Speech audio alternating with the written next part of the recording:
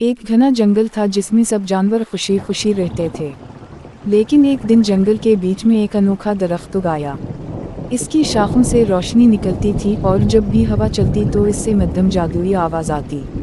बंदर उछलते हुए बोला, ये कमाल का दरख्त है, शायद ये हमें खजाना देगा। खरगोश ने कान खड़े करके कहा, खजाना नहीं, ये कोई राज छुपा रहा है। हाथी दरख्त के करीब गई। नन्हे हाथी ने अपनी सोनट से छूकर कहा, ये तो बहुत नरम है, लेकिन इसके अंदर से दिल की धड़कन जैसी आवाज़ आ रही है। शेर आहिस्ता से दरख्त के पास आया और बोला, ये जंगल का मुहाफिज है, अगर हम सब मिलजुल कर उसकी हिफाजत करेंगे तो ये हमेशा रोशनी बखेरेगा, लेकिन अगर हम खुदगर्ज हुए तो ये सूख जाएगा। सब जानवरों ने फैसला किया कि वो दरख्त की हिफाजत करेंगे। रोज़ कोई ना कोई जानवर आकर उसे पानी देता, गाते गाता और उसके साए में बैठता।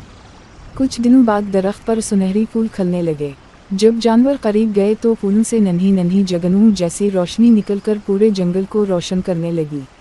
बंदर खुशी से नाचते हुए बोला, वाह, असल खजाना तो ये खुशी और रोशनी है जो सबको मिला है।